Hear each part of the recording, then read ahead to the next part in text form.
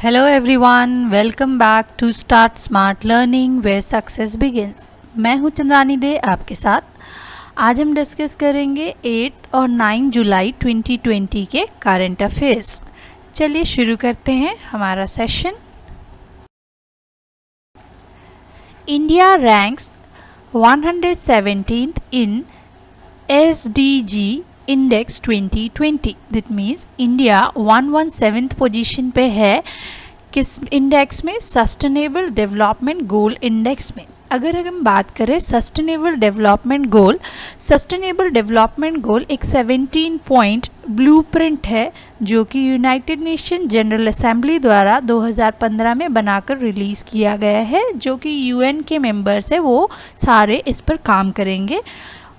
ये 17 पॉइंट गोल को कंप्लीट करने और टारगेट टाइम 2030 तक का रखा गया है, जिसमें इनका मेन एम है to better and more sustainable future for all. सबके लिए बेटर और सस्टेनेबल फ्यूचर हो, इसके लिए इन्होंने 17 पॉइंट सस्टेनेबल डेवलपमेंट गोल जो कि general assembly United nation general assembly ने रिलीज़ किया है 2015 में एंड जिसे अचीव किया जाएगा 2030 तक। इस 17 पॉइंट्स की अगर हम बात करें तो फर्स्ट पॉइंट है नो पॉवर्टी, सेकेंड पॉइंट है ज़ीरो हंगर, थर्ड पॉइंट है गुड हेल्थ एंड वेल बिगिन, फोर्थ पॉइंट है क्वालिटी एजुकेशन, फिफ्थ पॉइंट है जेंडर इक्वालिटी, सिक्स पॉइंट है clean water and sanitation, seventh point है affordable and clean energy, eight point है decent work and economic growth, nine point है industry innovation and infrastructure, tenth point है reduce inequality, 11 point है sustainable cities and communities, 12th point है responsible consumptions and productions, 13 point है climate action, 14 point है life below water, 15 point है life and land, 16 point है peace and justice institutions and 17th point है partnership to achieve goal. ये basically वो 17 point जो SDG में इंक्लूड किया गया है। तो अब हम बात कर रहे हैं SDG इंडेक्स रिलीज़ हुआ है 2020 में, जिसमें इंडिया की पोजीशन 117th है। इन 17 पैरामीटर पर ही ये पोजीशंस डिपेंड करती है कि किस कंट्री ने कितना ग्रोथ अचीव किया है। अगर हम बात करें सस्टेनेबल डेवलपमेंट रिपोर्ट जो अभी अभी रिलीज़ हुई है, उसमें sustainable development growth index and dashboard release किया गया है वो सारी मेंबर कंट्रियों के लिए जो यूएन के मेंबर है।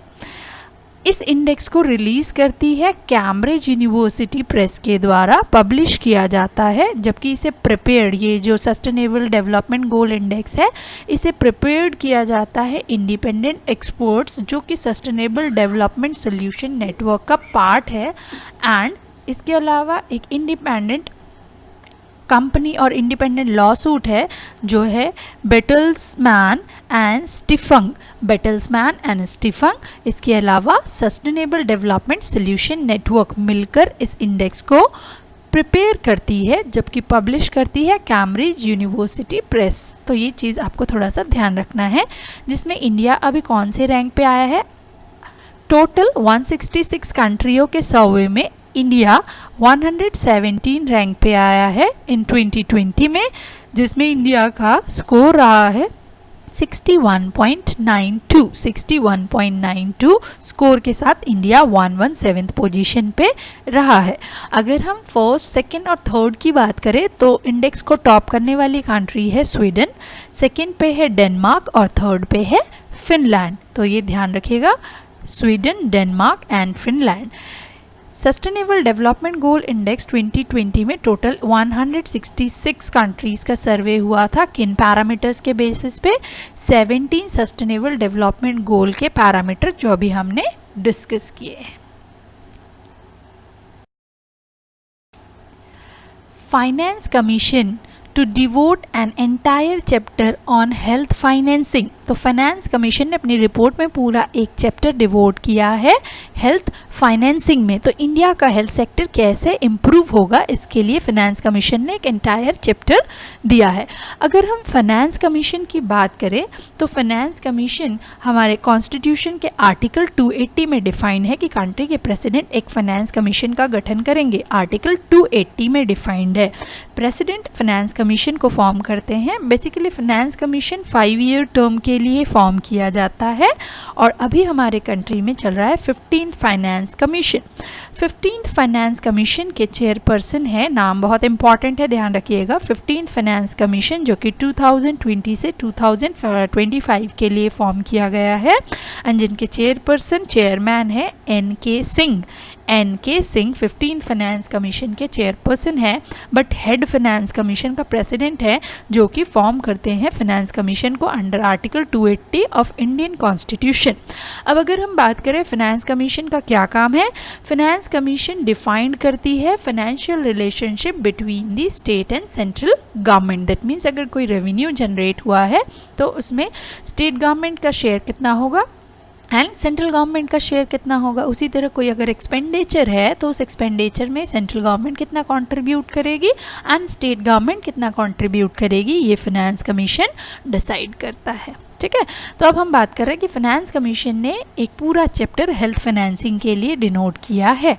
फाइनेंस कमीशन की अगर हम बात करें तो ये जो है फर्स्ट टाइम ऐसा हुआ है कि फाइनेंस कमीशन ने पूरा चैप्टर ही हेल्थ फाइनेंसिंग के ऊपर लिखा है। तो 15th फाइनेंस कमीशन की अभी मीटिंग हुई है, जिसमें वर्ल्ड बैंक, नीति आयोग और हाई लेवल ग्रुप, जिसमें हेल्थ सेक्टर के एक्सपर्ट्स जो है वो एक अंडरस्टैंडिंग को डेवलप्ड करना चाह रहे हैं, जिससे इंडिया का हेल्थ सेक्टर और लेवल ऑफ गवर्नमेंट्स अटेंशन कितना रिक्वायर्ड है। ठीक है, जिसमें बेसिकली मेंबर्स जो है वो स्टडी करेंगे किन चीज़ों को, कि हेल्थ सेक्टर का ग्रोथ कितना होना चाहिए, गवर्नमेंट स्पेंडिंग कितनी होनी चाहिए, सेंट्रली स्पॉन्सर्ड स्कीम सफिशिएंट है या नहीं है, इन सारी चीज़ों का इस एंटायर चैप्टर में डिस्कशन होगा। तो जैसे कि मैंने ऑलरेडी बताया है, 15th फाइनेंस कमीशन के chairman NK Singh. PM Modi to unveil Asia's largest solar power plant in Madhya Pradesh. बहुत इंपॉर्टेंट है, क्योंकि ये एशिया का लार्जेस्ट है, इसीलिए ये एग्ज़ाम के पॉइंट ऑफ व्यू से बहुत इंपॉर्टेंट होता है। यहाँ पर आपको 3 चीज़ें बहुत ज़्यादा ध्यान देनी पड़ेगी इस न्यूज़ में। तो सबसे पहली चीज़, कहाँ पर ये सोलार पावर प्लांट बनाया गया है, कौन से डिस्ट्रिक्ट में मध्य प्रदेश के बनाया गया है, किस नाम से सोलार पावर प्लांट को बनाया गया है एंड उस सोलार पावर प्लांट की प्रोडक्शन कैपेसिटी कितनी है। ये 3 चीज़ एटलीस्ट आपको इस न्यूज़ में ध्यान रखना है। तो हम लोग कह रहे हैं प्राइम मिनिस्टर नरेंद्र मोदी ने एशिया का largest 750 megawatt Rewa ultra mega solar plant Madhya Pradesh में वीडियो कॉन्फ्रेंसिंग के थ्रू इनॉग्रेट किया है। मतलब एशिया का largest 750 megawatt Rewa ultra mega solar power plant Madhya Pradesh में वीडियो कॉन्फ्रेंसिंग के थ्रू हमारे प्राइम मिनिस्टर ने इनॉग्रेट किया है। तो नाम याद रहे, Rewa ultra mega solar power plant है, जो कि रीवा डिस्ट्रिक्ट जो कि विंध्या रीजन में आता है मध्य प्रदेश का, और ये वर्ल्ड का one of the largest single side solar power plant Asia का है। अब अगर हम बात करें मध्य प्रदेश के चीफ मिनिस्टर शिवराज सिंह चौहान और आनंदीबेन पटेल अभी एडिशनल चार्ज पे है गवर्नर के।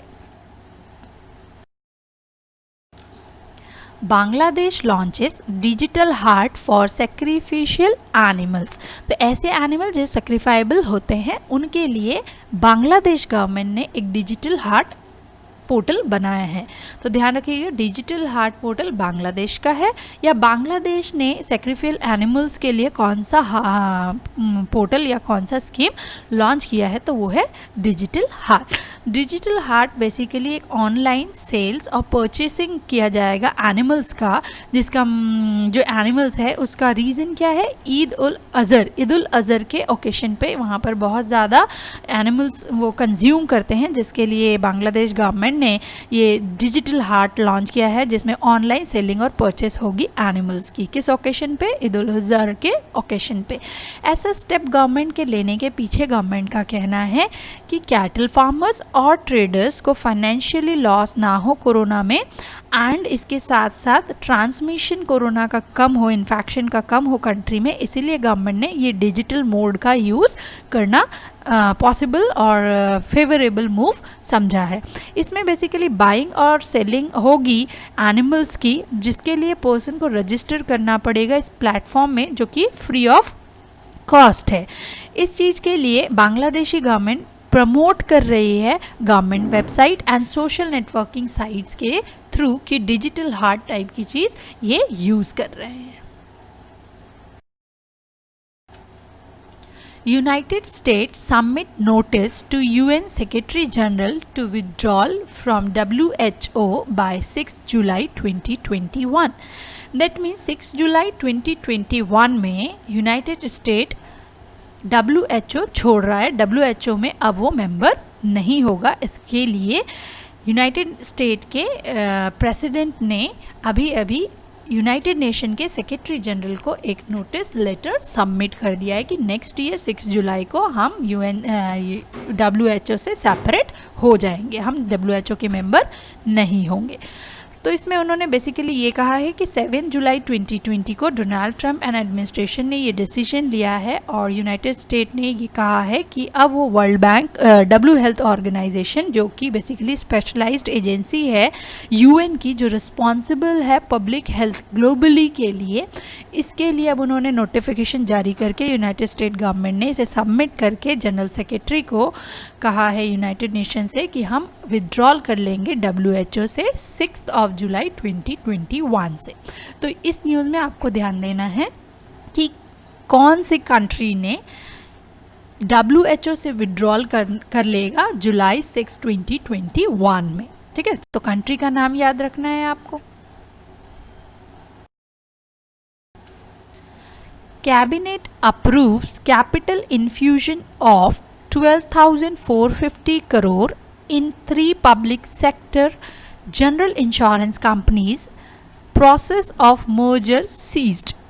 कहने का मतलब ये है कैबिनेट ने अभी ये डिसाइड किया है कि 12,450 करोड़ इंजेक्ट किया जाएगा capital 3 public sector insurance companies में, एंड इनका जो मर्जिंग होने वाला था, मर्ज करने वाले थे, ये प्रोसेस को अभी कुछ दिनों के लिए रोक दिया गया है, क्योंकि अभी का करंट सिनेरियो को ध्यान में रखते हुए पहले इन इंश्योरेंस कंपनीज का ग्रोथ कराना इम्पॉर्टेंट है, मर्जर बाद में हो जाएगा। इसीलिए गवर्नमेंट ने इतने पैसे 12,450 करोड़ रुपए इन कंपनीज को डिस्ट्रीब्यूट किया है ताकि वो काम कर सके। ठीक है, तो यूनियन कैबिनेट, जिसमें प्राइम मिनिस्टर भी है, जिन्होंने अभी अप्रूवल दे दिया है, टोटल 12,450 करोड़, ये बहुत इंपॉर्टेंट वैल्यू है, 12,450 करोड़ का अप्रूवल मिला है कैबिनेट, यूनियन कैबिनेट से, जिसमें 2,500 करोड़ इन्फ्यूज़ कर दिया गया है 2019-20 में।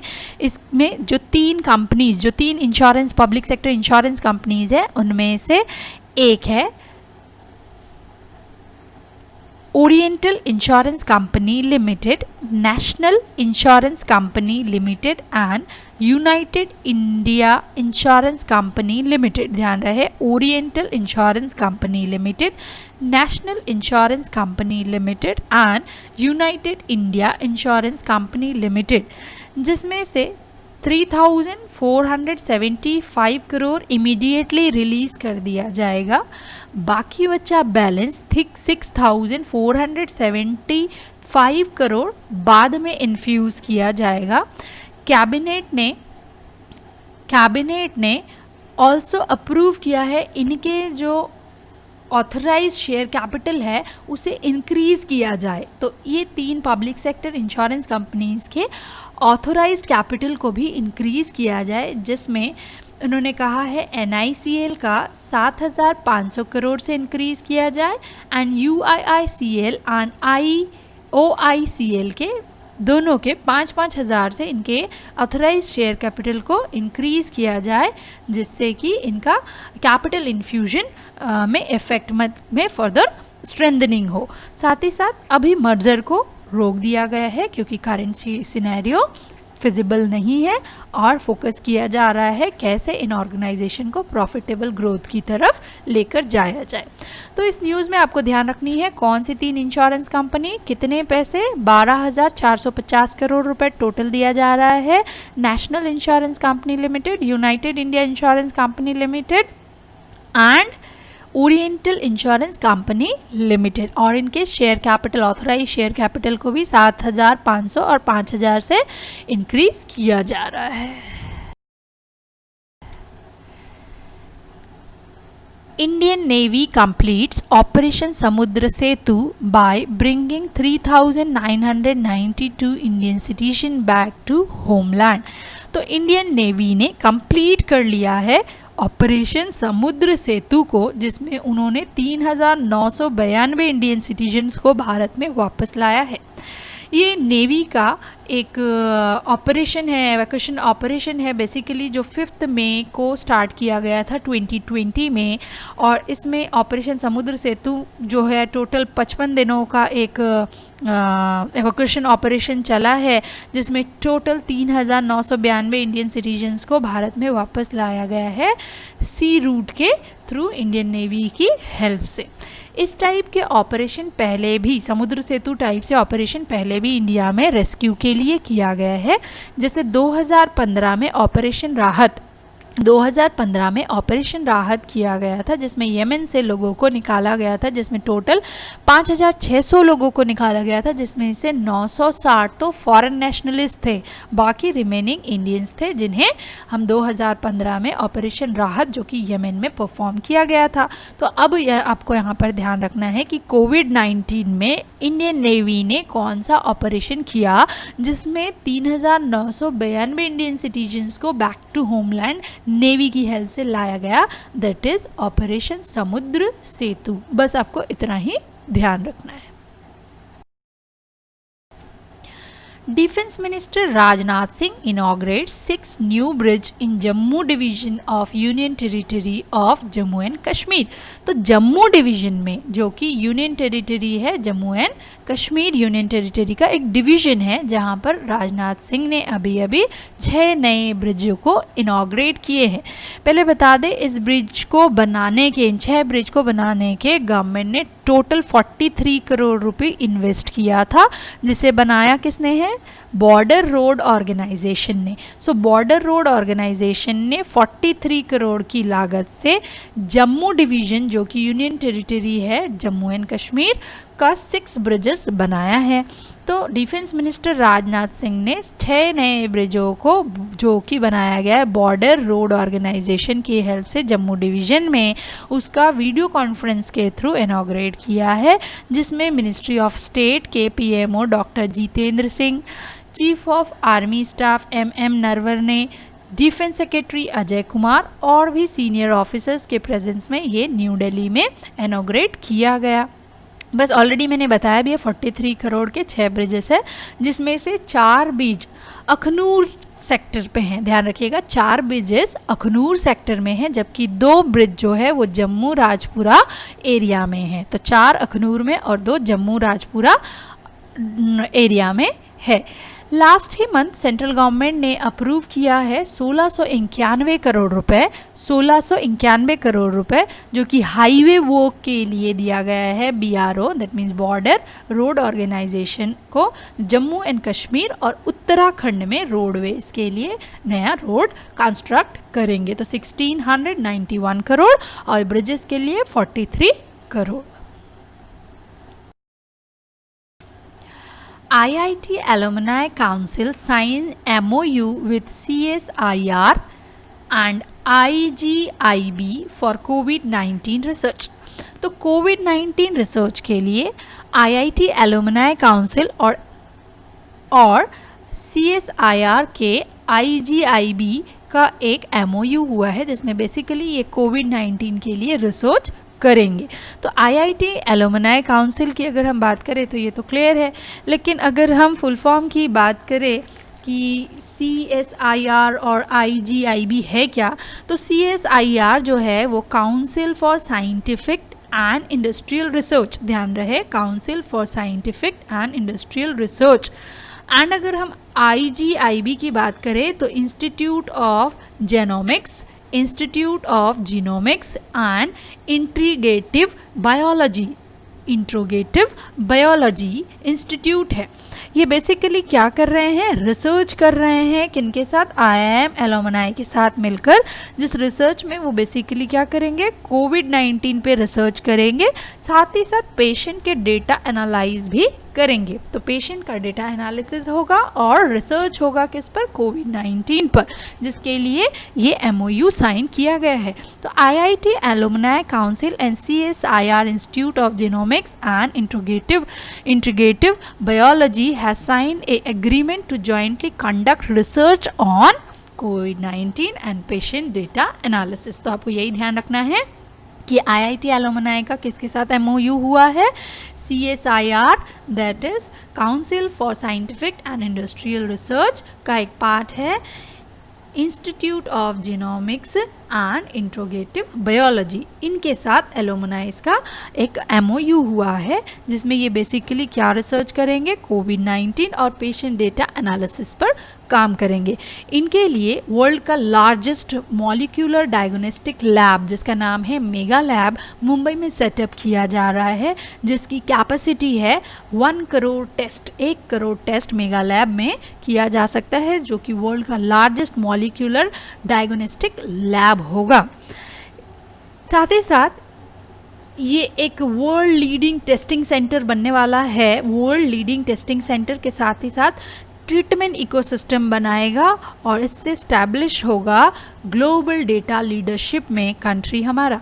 दैट मीन्स इंडिया अब क्रिएट करेगा world leading testing and treatment ecosystem और साथ ही साथ स्टैब्लिश करेगा ग्लोबल डेटा लीडरशिप में, जो कि IIT alumni and CSIR IGIB की हेल्प से कंट्री में होगा।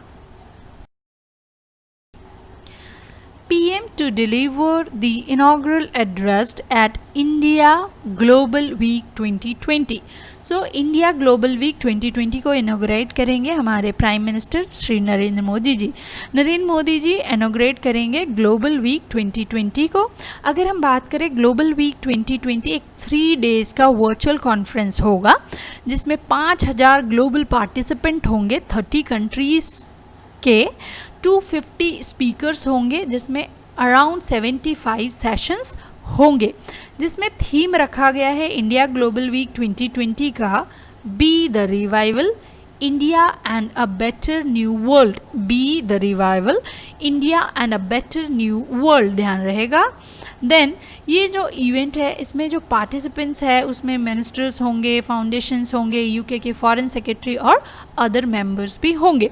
इसके अलावा इसमें मधु नटराजन जो क्लासिकल डांसर और कोरियोग्राफर है बैंगलोर की, मधु नटराजन, ये एक परफॉर्मेंस देंगी आत्मनिर्भर भारत पर। तो ध्यान रखिएगा परफॉर्मेंस से स्टार्ट होगा मधु नटराजन का आत्मनिर्भर भारत से। Justice Bansi Lal Bhatt term as acting chairperson of NCLAT extended. So, justice Bansi Lal Bhatt already chairperson थे NCLAT, जिनका टर्म अभी बेसिकली एक्सटेंड कर दिया गया है 3 मंथ्स के लिए।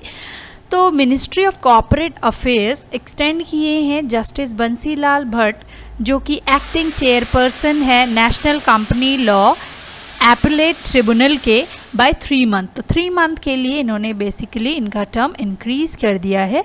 इनका नेक्स्ट टर्म दैट मीन्स जो एक्सटेंडेड टर्म है वो स्टार्ट हो रहा है 15 जून 2020 से, और ये तब तक इस पोस्ट पे रहेंगे जब तक एक रेगुलर चेयरपर्सन NCLAT के लिए अपॉइंट नहीं हो जाते।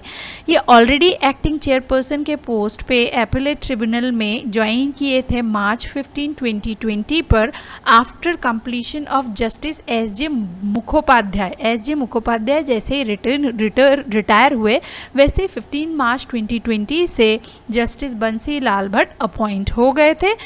अब फिर से उनका 3 मंथ से टर्म एक्सटेंड कर दिया गया है, जो कि जून 15 से काउंटेड होगा।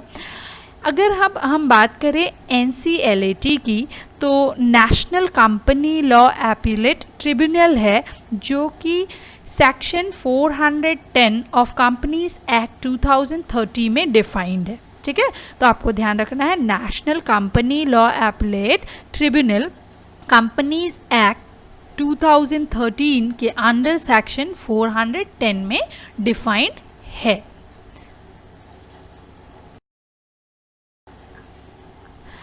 आई होप आज का वीडियो आपको अच्छा लगा होगा।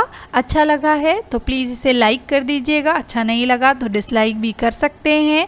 और वीडियोस और अपडेट के लिए चैनल को सब्सक्राइब करना ना भूलें। Have a nice day. Thank you for watching us.